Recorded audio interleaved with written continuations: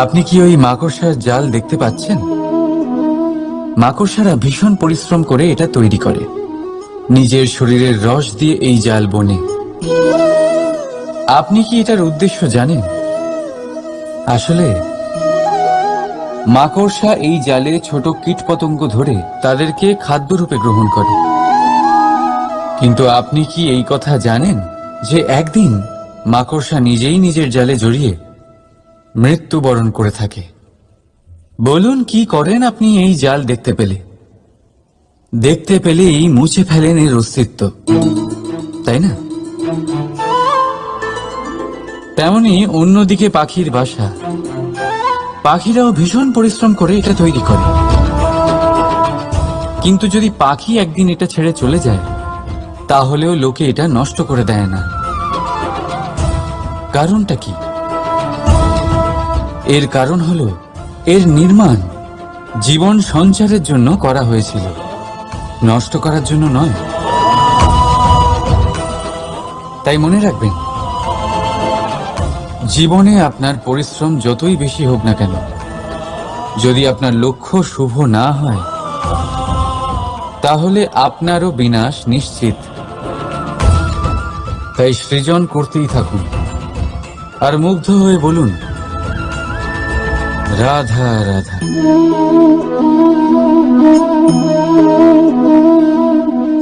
আপনার কি মনে হয় আমি কি করছি? আপনি বলবেন আমি প্রদীপ জ্বালাচ্ছি। সঠিক। কিন্তু প্রশ্ন হচ্ছে যে আমি কি আপনাকে বলেছি যে একে প্রদীপ বলা হয়?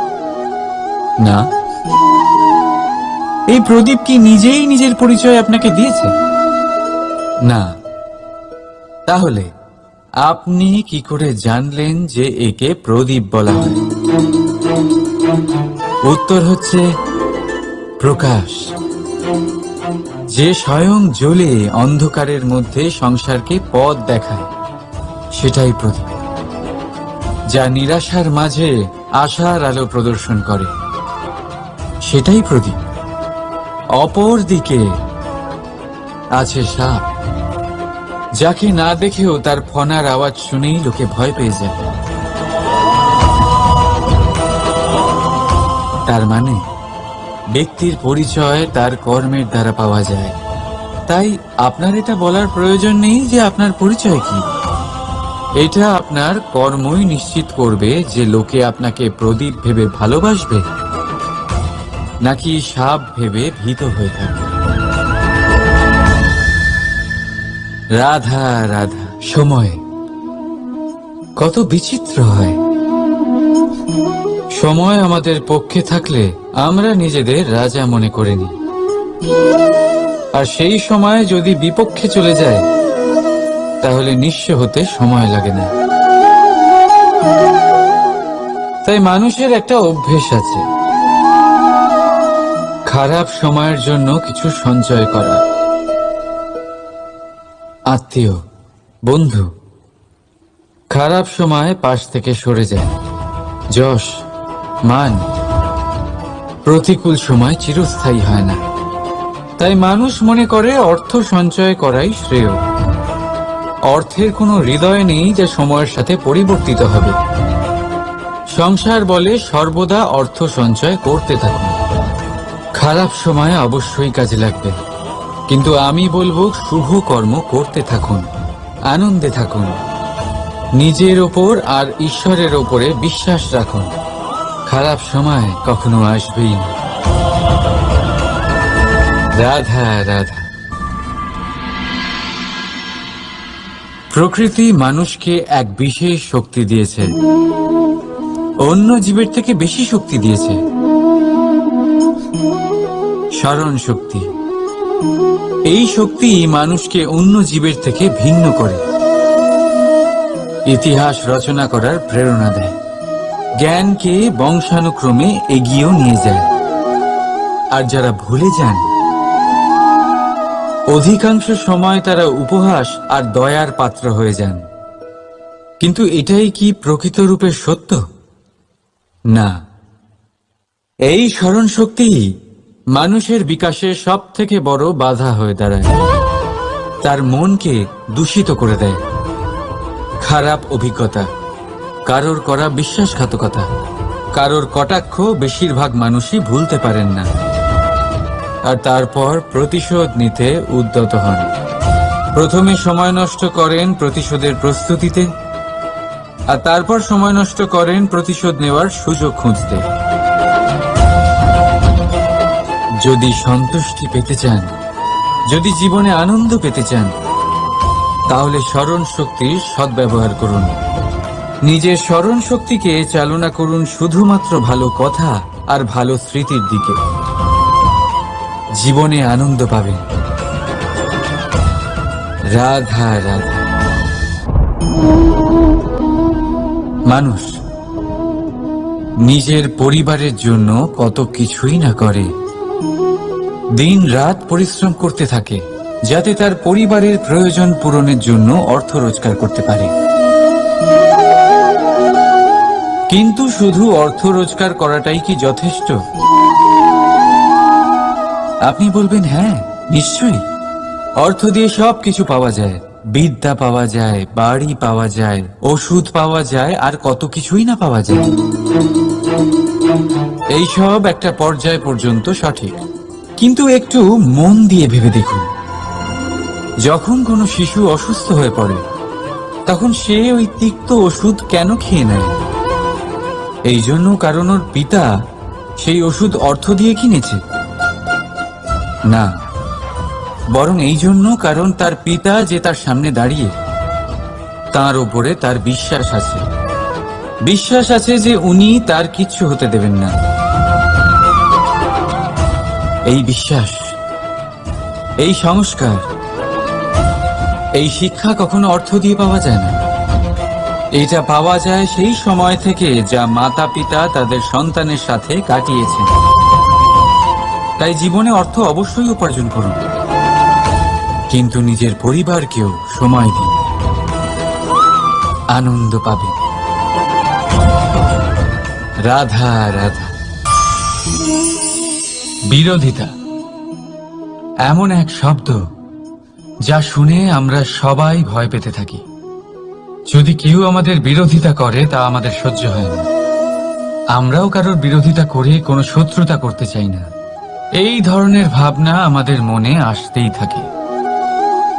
কিন্তু বিরোধিতা, এই শব্দ আপনার শান্তির জন্য, আপনার সুখের জন্য কতটা গুরুত্বপূর্ণ তা আপনারা জানেন না। তাই যদি কাল এসে কেউ আপনার বিরোধিতা করে, তখন সবার আগে নিজেকে যাচাই করুন। আপনি কি ভুল করেছেন? আপনার দোষ কি?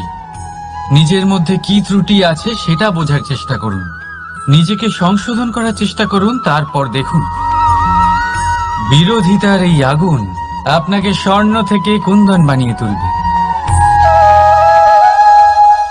বলা হয় এই সংসারে খারাপ বেড়েই চলেছে, কিন্তু তার কারণ এ নয় যে খারাপ মানুষ বেড়ে চলেছে।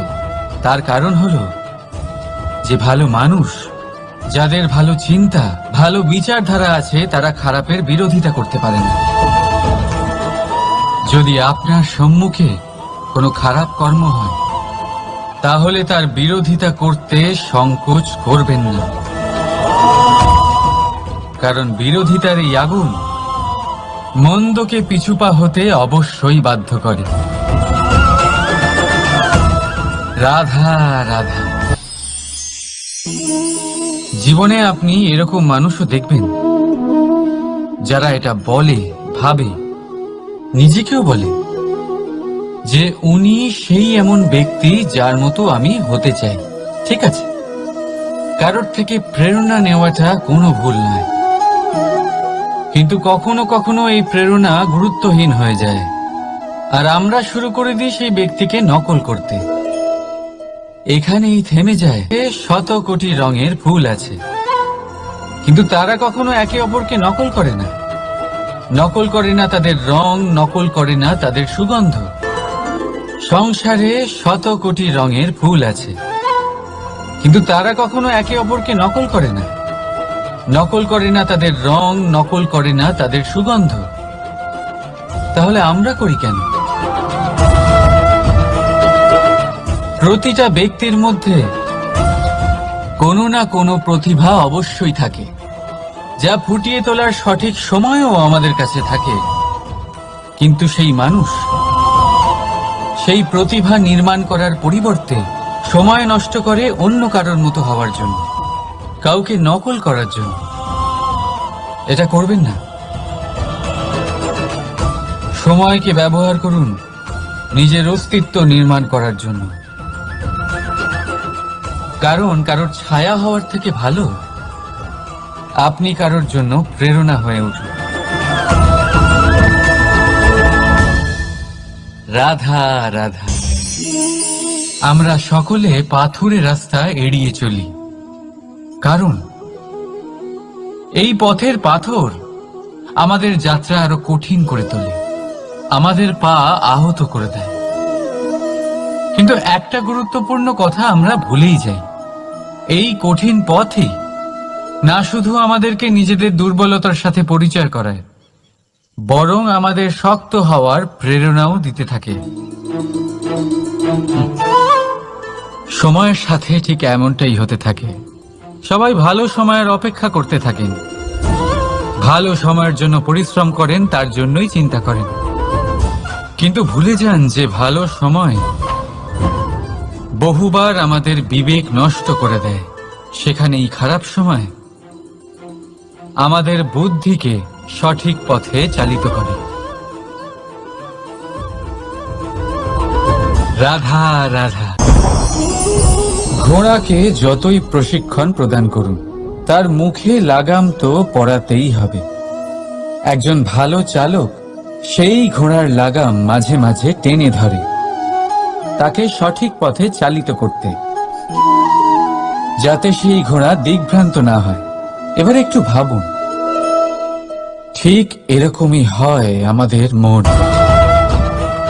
যদি এটা বিবেকের লাগাম দিয়ে মাঝে মাঝে আমরা টেনে না ধরি, তাহলে আমাদের এই মন দিগ্ভ্রান্ত হতে পারে।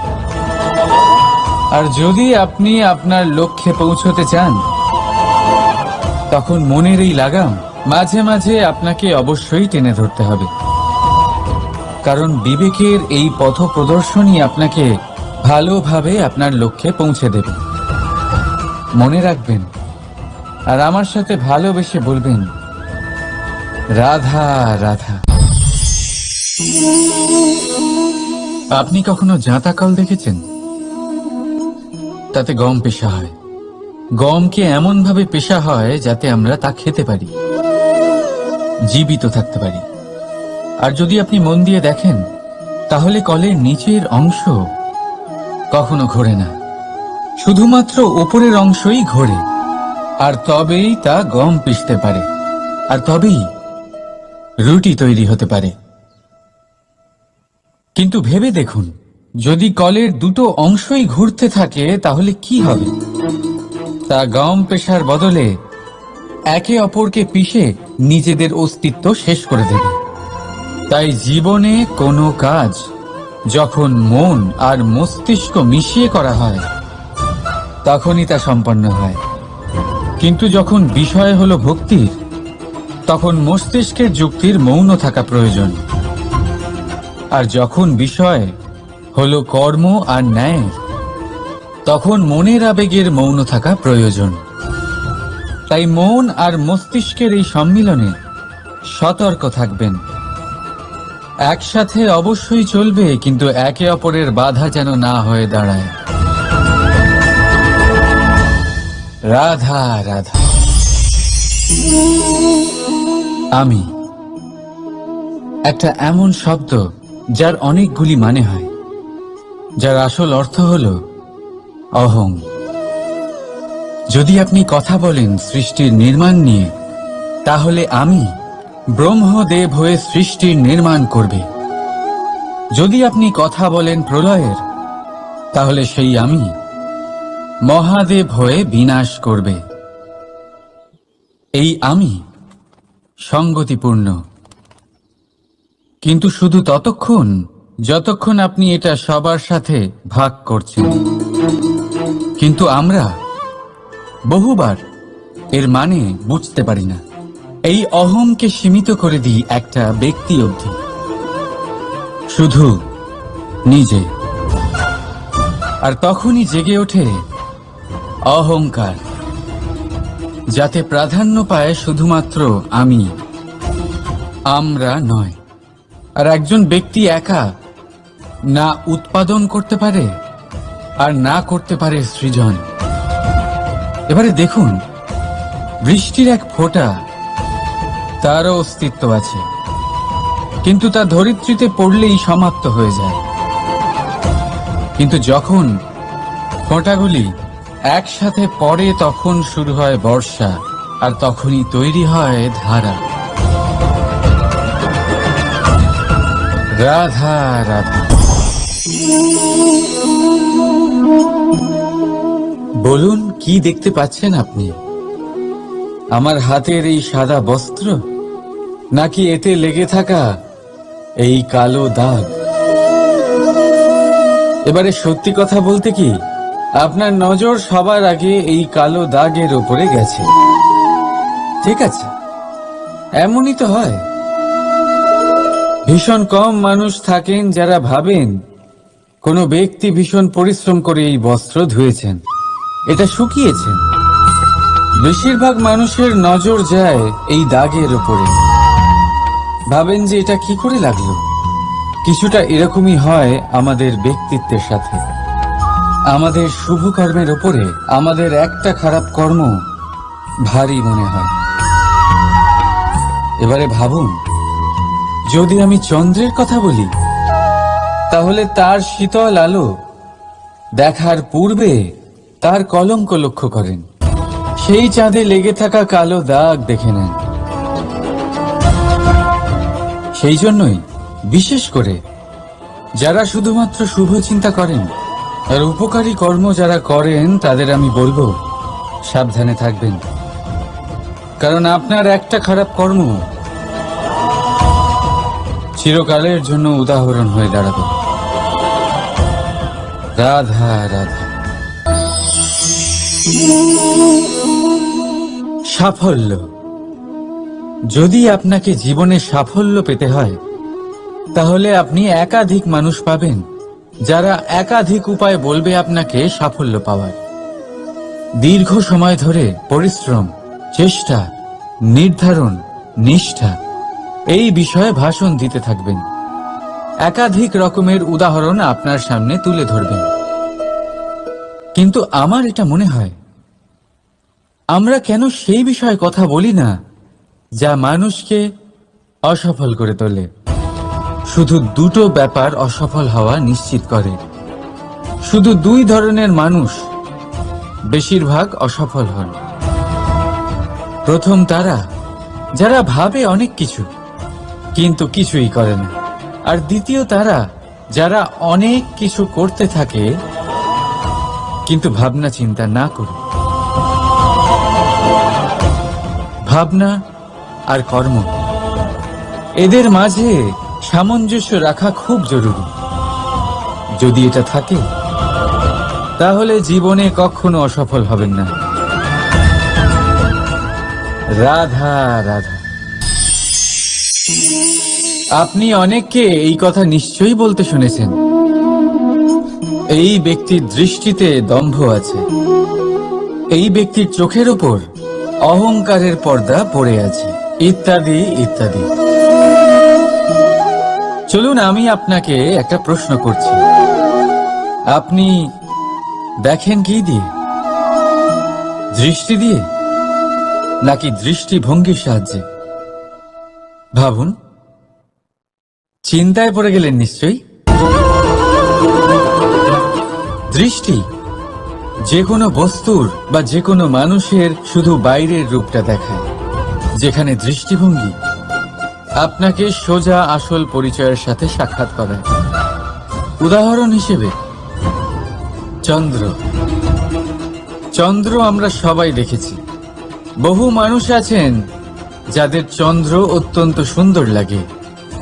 আবার কিছু মানুষ এমনও আছেন যারা এই চন্দ্রের মধ্যেই দাগ খুঁজে বার করেন। এই হলো দৃষ্টিভঙ্গি। যদি নিজের দৃষ্টিভঙ্গিতে প্রেম রাখেন, ভালোবাসা রাখেন, সম্ভ্রম রাখেন, তাহলে তার বদলে আপনিও প্রেম আর সম্মান অবশ্যই পাবেন।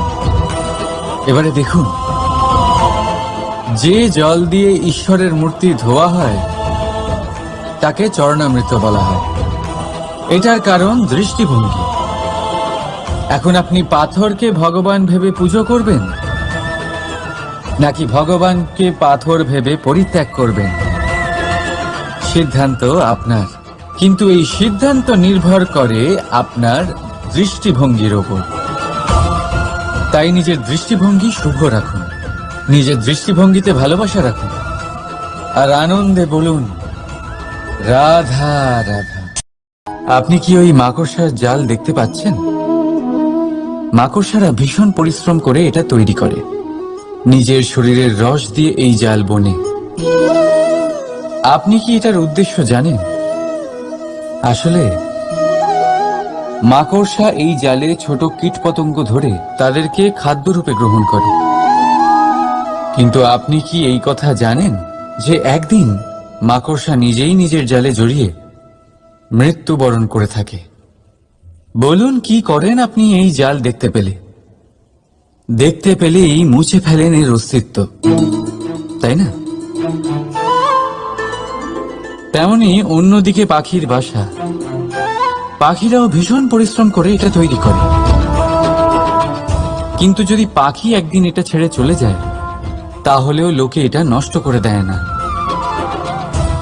কারণটা কি? এর কারণ হলো এর নির্মাণ জীবন সঞ্চারের জন্য করা হয়েছিল, নষ্ট করার জন্য নয়। তাই মনে রাখবেন, জীবনে আপনার পরিশ্রম যতই বেশি হোক না কেন, যদি আপনার লক্ষ্য শুভ না হয়, তাহলে আপনারও বিনাশ নিশ্চিত। তাই সৃজন করতেই থাকুন, আর মুগ্ধ হয়ে বলুন রাধা রাধা।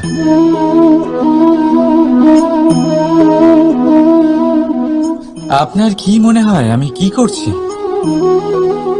আপনি বলবেন আমি প্রদীপ জ্বালাচ্ছি। সঠিক, কিন্তু প্রশ্ন হচ্ছে যে আমি কি আপনাকে বলেছি যে একে প্রদীপ বলা হয়? না। এই প্রদীপ কি নিজেই নিজের পরিচয় আপনাকে দিয়েছে? না। তাহলে আপনি কি করে জানলেন যে একে প্রদীপ বলা হয়? উত্তর হচ্ছে প্রকাশ, যে স্বয়ং জ্বলে অন্ধকারের মধ্যে সংসারকে পথ দেখায়, সেটাই প্রদীপ। যা নিরাশার মাঝে আশার আলো প্রদর্শন করে, সেটাই প্রদীপ। অপর দিকে আছে সাপ, যাকে না দেখেও তার ফনার আওয়াজ শুনেই লোকে ভয় পেয়ে যায়। তার মানে ব্যক্তির পরিচয় তার কর্মের দ্বারা পাওয়া যায়। তাই আপনার এটা বলার প্রয়োজন নেই যে আপনার পরিচয় কি। এটা আপনার কর্মই নিশ্চিত করবে যে লোকে আপনাকে প্রদীপ ভেবে ভালোবাসবে, নাকি সাপ ভেবে ভীত হয়ে থাকবে। রাধা রাধা। সময় কত বিচিত্র হয়। সময় আমাদের পক্ষে থাকলে আমরা নিজেদের রাজা মনে করে নিই, আর সেই সময় যদি বিপক্ষে চলে যায়, তাহলে নিঃস্ব হতে সময় লাগে না। তাই মানুষের একটা অভ্যেস আছে, খারাপ সময়ের জন্য কিছু সঞ্চয় করা।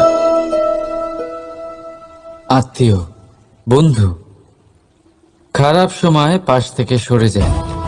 যশ, মান প্রতিকূল সময় চিরস্থায়ী হয় না।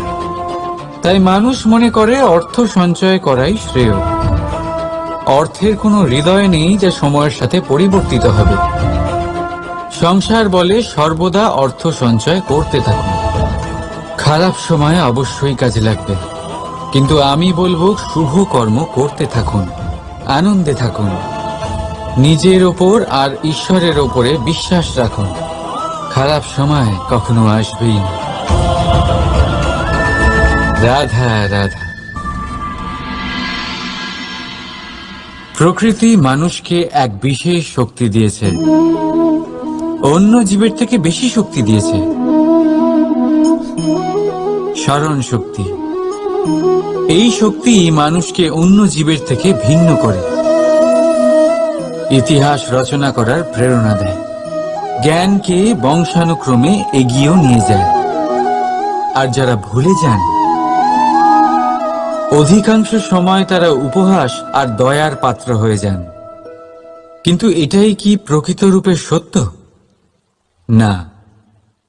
এই স্মরণ শক্তি মানুষের বিকাশের সব থেকে বড় বাধা হয়ে দাঁড়ায়, তার মনকে দূষিত করে দেয়। খারাপ অভিজ্ঞতা, কারোর করা বিশ্বাসঘাতকতা, কারোর কটাক্ষ বেশিরভাগ মানুষই ভুলতে পারেন না, আর তারপর প্রতিশোধ নিতে উদ্যত হন। প্রথমে সময় নষ্ট করেন প্রতিশোধের প্রস্তুতিতে, আর তারপর সময় নষ্ট করেন প্রতিশোধ নেওয়ার সুযোগ খুঁজতে। যদি সন্তুষ্টি পেতে চান, যদি জীবনে আনন্দ পেতে চান, তাহলে স্মরণ শক্তির সদ্ব্যবহার করুন। নিজের স্মরণ শক্তিকে চালনা করুন শুধুমাত্র ভালো কথা আর ভালো স্মৃতির দিকে। জীবনে আনন্দ পাবেন। রাধা রাধা। মানুষ নিজের পরিবারের জন্য কত কিছুই না করে, দিন রাত পরিশ্রম করতে থাকে যাতে তার পরিবারের প্রয়োজন পূরণের জন্য অর্থ রোজগার করতে পারে। কিন্তু শুধু অর্থ রোজগার করাটাই কি যথেষ্ট? আপনি বলবেন, হ্যাঁ নিশ্চয়ই, অর্থ দিয়ে সব কিছু পাওয়া যায়, বিদ্যা পাওয়া যায়, বাড়ি পাওয়া যায়, ওষুধ পাওয়া যায়, আর কত কিছুই না পাওয়া যায়। এই সব একটা পর্যায় পর্যন্ত সঠিক, কিন্তু একটু মন দিয়ে ভেবে দেখুন, যখন কোনো শিশু অসুস্থ হয়ে পড়ে তখন সে ওই তিক্ত ওষুধ কেন খেয়ে নেয়? এই জন্য কারণ ওর পিতা সেই ওষুধ অর্থ দিয়ে কিনেছে? না, বরং এই জন্য কারণ তার পিতা যে তার সামনে দাঁড়িয়ে, তার উপরে তার বিশ্বাস আছে। বিশ্বাস আছে যে উনি তার কিচ্ছু হতে দেবেন না। এই বিশ্বাস, এই সংস্কার, এই শিক্ষা কখনো অর্থ দিয়ে পাওয়া যায় না। এটা পাওয়া যায় সেই সময় থেকে যা মাতা পিতা তাদের সন্তানের সাথে কাটিয়েছেন। তাই জীবনে অর্থ অবশ্যই উপার্জন করুন, কিন্তু নিজের পরিবারকেও সময় দিন, আনন্দ পাবেন। রাধা রাধা। বিরোধিতা এমন এক শব্দ যা শুনে আমরা সবাই ভয় পেতে থাকি। যদি কেউ আমাদের বিরোধিতা করে তা আমাদের সহ্য হয় না। আমরাও কারোর বিরোধিতা করে কোনো শত্রুতা করতে চাই না। এই ধরনের ভাবনা আমাদের মনে আসতেই থাকে। কিন্তু বিরোধিতা, এই শব্দ আপনার শান্তির জন্য, আপনার সুখের জন্য কতটা গুরুত্বপূর্ণ তা আপনারা জানেন না। তাই যদি কাল এসে কেউ আপনার বিরোধিতা করে, তখন সবার আগে নিজেকে যাচাই করুন। আপনি কি ভুল করেছেন? আপনার দোষ কি? নিজের মধ্যে কি ত্রুটি আছে সেটা বোঝার চেষ্টা করুন, নিজেকে সংশোধন করার চেষ্টা করুন, তারপর দেখুন বিরোধিতার এই আগুন আপনাকে স্বর্ণ থেকে কুন্দন বানিয়ে তুলবে। বলা হয় এই সংসারে খারাপ বেড়েই চলেছে, কিন্তু তার কারণ এ নয় যে খারাপ মানুষ বেড়ে চলেছে। তার কারণ হলো যে ভালো মানুষ, যাদের ভালো চিন্তা, ভালো বিচারধারা আছে, তারা খারাপের বিরোধিতা করতে পারে না। যদি আপনার সম্মুখে কোনো খারাপ কর্ম হয়, তাহলে তার বিরোধিতা করতে সংকোচ করবেন না, কারণ বিরোধিতার এই আগুন মন্দকে পিছুপা হতে অবশ্যই বাধ্য করে। রাধা রাধা। জীবনে আপনি এরকম মানুষও দেখবেন যারা এটা বলে, ভাবে নিজেকেও বলে যে উনি সেই এমন ব্যক্তি যার মতো আমি হতে চাই। ঠিক আছে, কারোর থেকে প্রেরণা নেওয়াটা কোনো ভুল নয়, কিন্তু কখনো কখনো এই প্রেরণা গুরুত্বহীন হয়ে যায় আর আমরা শুরু করে দিই সেই ব্যক্তিকে নকল করতে। এখানেই থেমে যায়। শত কোটি রঙের ফুল আছে, কিন্তু তারা কখনো একে অপরকে নকল করে না। নকল করে না তাদের রং, নকল করে না তাদের সুগন্ধ। সংসারে শত কোটি রঙের ফুল আছে, কিন্তু তারা কখনো একে অপরকে নকল করে না। নকল করে না তাদের রং, নকল করে না তাদের সুগন্ধ। তাহলে আমরা করি কেন? প্রতিটা ব্যক্তির মধ্যে কোনো না কোনো প্রতিভা অবশ্যই থাকে, যা ফুটিয়ে তোলার সঠিক সময়ও আমাদের কাছে থাকে। কিন্তু সেই মানুষ সেই প্রতিভা নির্মাণ করার পরিবর্তে সময় নষ্ট করে অন্য কারোর মতো হওয়ার জন্য, কাউকে নকল করার জন্য। এটা করবেন না। সময়কে ব্যবহার করুন নিজের অস্তিত্ব নির্মাণ করার জন্য,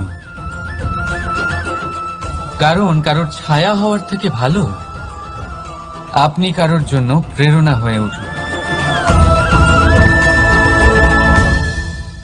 রাধা রাধা। আমরা সকলে পাথুরে রাস্তা এড়িয়ে চলি, কারণ এই পথের পাথর আমাদের যাত্রা আরো কঠিন করে তোলে, আমাদের পা আহত করে দেয়। কিন্তু একটা গুরুত্বপূর্ণ কথা আমরা ভুলেই যাই, এই কঠিন পথই না শুধু আমাদেরকে নিজেদের দুর্বলতার সাথে পরিচয় করায়, বরং আমাদের শক্ত হওয়ার প্রেরণাও দিতে থাকে। সময়ের সাথে ঠিক এমনটাই হতে থাকে। সবাই ভালো সময়ের অপেক্ষা করতে থাকেন, ভালো সময়ের জন্য পরিশ্রম করেন, তার জন্যই চিন্তা করেন, কিন্তু ভুলে যান যে ভালো সময় বহুবার আমাদের বিবেক নষ্ট করে দেয়। সেখানেই খারাপ সময় আমাদের বুদ্ধিকে সঠিক পথে চালিত করে। রাধা রাধা। ঘোড়াকে যতই প্রশিক্ষণ প্রদান করুন, তার মুখে লাগাম তো পরাতেই হবে। একজন ভালো চালক সেই ঘোড়ার লাগাম মাঝে মাঝে টেনে ধরে, তাকে সঠিক পথে চালিত করতে, যাতে সেই ঘোড়া দিগ্ভ্রান্ত না হয়। এবার একটু ভাবুন, ঠিক এরকমই হয় আমাদের মন। যদি এটা বিবেকের লাগাম দিয়ে মাঝে মাঝে আমরা টেনে না ধরি, তাহলে আমাদের এই মন দিগ্ভ্রান্ত হতে পারে। আর যদি আপনি আপনার লক্ষ্যে পৌঁছতে চান, তখন মনের এই লাগাম মাঝে মাঝে আপনাকে অবশ্যই টেনে ধরতে হবে, কারণ বিবেকের এই পথ প্রদর্শনই আপনাকে ভালোভাবে আপনার লক্ষ্যে পৌঁছে দেবে। মনে রাখবেন আর আমার সাথে ভালোবেসে বলবেন, রাধা রাধা। আপনি কখনো জাঁতা কল দেখেছেন? তাতে গম পেষা হয়। গমকে এমন ভাবে পেষা হয় যাতে আমরা তা খেতে পারি, জীবিত থাকতে পারি। আর যদি আপনি মন দিয়ে দেখেন, তাহলে কলের নিচের অংশ কখনো ঘোরে না, শুধুমাত্র উপরের অংশই ঘোরে। আর তবেই তা গম পিষতে পারে, আর তবেই রুটি তৈরি হতে পারে। কিন্তু ভেবে দেখুন, যদি কলের দুটো অংশই ঘুরতে থাকে তাহলে কি হবে? তা গম পেশার বদলে একে অপরকে পিষে নিজেদের অস্তিত্ব শেষ করে দেবে। তাই জীবনে কোনো কাজ যখন মন আর মস্তিষ্ক মিশিয়ে করা হয়, তখনই তা সম্পন্ন হয়। কিন্তু যখন বিষয় হলো ভক্তির, তখন মস্তিষ্কের যুক্তির মৌন থাকা প্রয়োজন। আর যখন বিষয় হলো কর্ম আর ন্যায়, তখন মনের আবেগের মৌন থাকা প্রয়োজন। তাই মন আর মস্তিষ্কের এই সম্মিলনে সতর্ক থাকবেন। একসাথে অবশ্যই চলবে, কিন্তু একে অপরের বাধা যেন না হয়ে দাঁড়ায়। রাধা রাধা। আমি একটা এমন শব্দ যার অনেকগুলি মানে হয়, যার আসল অর্থ হল অহং। যদি আপনি কথা বলেন সৃষ্টির নির্মাণ নিয়ে, তাহলে আমি ব্রহ্মদেব হয়ে সৃষ্টির নির্মাণ করবে। যদি আপনি কথা বলেন প্রলয়ের, তাহলে সেই আমি মহাদেব হয়ে বিনাশ করবে। এই আমি সঙ্গতিপূর্ণ, কিন্তু শুধু ততক্ষণ যতক্ষণ আপনি এটা সবার সাথে ভাগ করছেন। কিন্তু আমরা বহুবার এর মানে বুঝতে পারি না। এই অহংকে সীমিত করে দিই একটা ব্যক্তি অবধি, শুধু নিজে। আর তখনই জেগে ওঠে অহংকার, যাতে প্রাধান্য পায় শুধুমাত্র আমি, আমরা নয়। আর একজন ব্যক্তি একা না উৎপাদন করতে পারে আর না করতে পারে সৃজন। এবারে দেখুন, বৃষ্টির এক ফোঁটা, তারও অস্তিত্ব আছে, কিন্তু তা ধরিত্রীতে পড়লেই সমাপ্ত হয়ে যায়। কিন্তু যখন ফোঁটাগুলি একসাথে পড়ে, তখন শুরু হয় বর্ষা, আর তখনই তৈরি হয় ধারা। রাধা রাধা। বলুন, কি দেখতে পাচ্ছেন আপনি? আমার হাতের এই সাদা বস্ত্র, নাকি এতে লেগে থাকা এই কালো দাগ? এবারে সত্যি কথা বলতে কি, আপনার নজর সবার আগে এই কালো দাগের ওপরে গেছে। ঠিক আছে, এমনই তো হয়। ভীষণ কম মানুষ থাকেন যারা ভাবেন কোনো ব্যক্তি ভীষণ পরিশ্রম করে এই বস্ত্র ধুয়েছেন, এটা শুকিয়েছেন। বেশিরভাগ মানুষের নজর যায় এই দাগের উপরে, ভাবেন যে এটা কি করে লাগলো। কিছুটা এরকমই হয় আমাদের ব্যক্তিত্বের সাথে। আমাদের শুভ কর্মের ওপরে আমাদের একটা খারাপ কর্ম ভারী মনে হয়। এবারে ভাবুন, যদি আমি চন্দ্রের কথা বলি, তাহলে তার শীতল আলো দেখার পূর্বে তার কলঙ্ক লক্ষ্য করেন, সেই চাঁদে লেগে থাকা কালো দাগ দেখে নেন। সেই জন্যই বিশেষ করে যারা শুধুমাত্র শুভ চিন্তা করেন আর উপকারী কর্ম যারা করেন, তাদের আমি বলবো সাবধানে থাকবেন। কারণ আপনার একটা খারাপ কর্ম চিরকালের জন্য উদাহরণ হয়ে দাঁড়াবে। রাধা রাধা। সাফল্য। যদি আপনাকে জীবনে সাফল্য পেতে হয়, তাহলে আপনি একাধিক মানুষ পাবেন যারা একাধিক উপায় বলবে আপনাকে সাফল্য পাওয়ার। দীর্ঘ সময় ধরে পরিশ্রম, চেষ্টা, নির্ধারণ, নিষ্ঠা এই বিষয়ে ভাষণ দিতে থাকবেন। একাধিক রকমের উদাহরণ আপনার সামনে তুলে ধরবেন।